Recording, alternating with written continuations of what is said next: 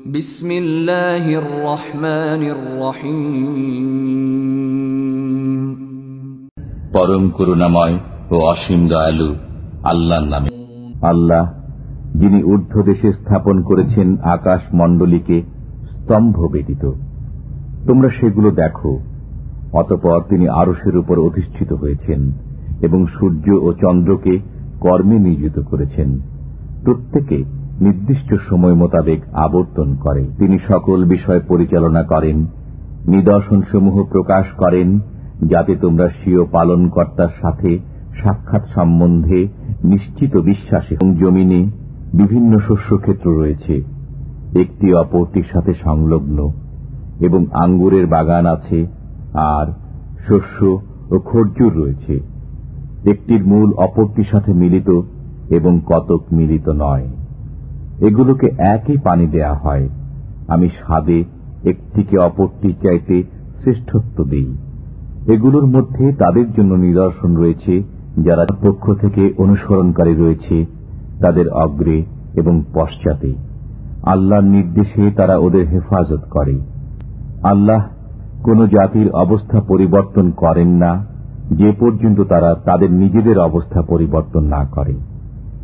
আল্লাহ যখন কোন জাতির উপর বিপদ চান তখন তা রদ হওয়ার নয়, এবং তিনি ব্যতীত তাদের কোনো সাহায্যকারী নেই। জিজ্ঞেস করুন, নভমণ্ডল ও ভূমণ্ডলের পালনকর্তা কে? বলে দিন, আল্লাহ। বলুন, তবে কি তোমরা আল্লাহ ব্যতীত এমন অভিভাবক স্থির করেছ যারা নিজেদের ভালো মন্দেরও মালিক নয়? বলুন, অন্ধ ও চক্ষুষ্মান কি সমান হয়? অথবা কোথাও কি অন্ধকার ও আলো সমান হয়? তবে কি তারা আল্লাহর জন্য এমন অংশীদার স্থির করেছে যে তারা কিছু সৃষ্টি করেছে, যেমন সৃষ্টি করেছেন আল্লাহ? অতঃপর তাদের সৃষ্টি এরূপ বিভ্রান্তি ঘটিয়েছে। বলুন, আল্লাহ প্রত্যেক বস্তু স্রষ্টা এবং তিনি একক পরাক্রম। তিনি আকাশ থেকে পানি বর্ষণ করেন, অতঃপর স্রোতধারা প্রবাহিত হতে থাকে নিজ নিজ পরিমাণ অনুযায়ী। অতঃপর স্রোতধারা স্ফীত ফেনারাশি উপরে নিয়ে আসে, এবং অলঙ্কার অথবা তৈজসপত্রের জন্য যে বস্তুকে আগুনে উত্তপ্ত করে তাতেও তেমনি ফেনারাশি থাকে। এমনিভাবে আল্লাহ সত্য ও অসত্যের দৃষ্টান্ত প্রদান করেন। অতএব ফেনা তো শুকিয়ে খতম হয়ে যায়, এবং যা মানুষের উপকারে আসে তা জমিতে অবশিষ্ট থাকে।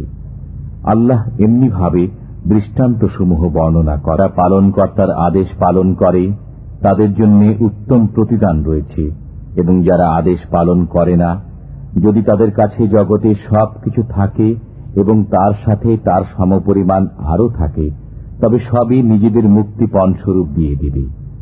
তাদের জন্য রয়েছে কঠোর হিসাব। তাদের আবাস হবে জাহান্নাম। সেটা কতই না নিকৃষ্ট অবস্থান। আমি আপনাকে একটি উম্মতের মধ্যে প্রেরণ করেছি।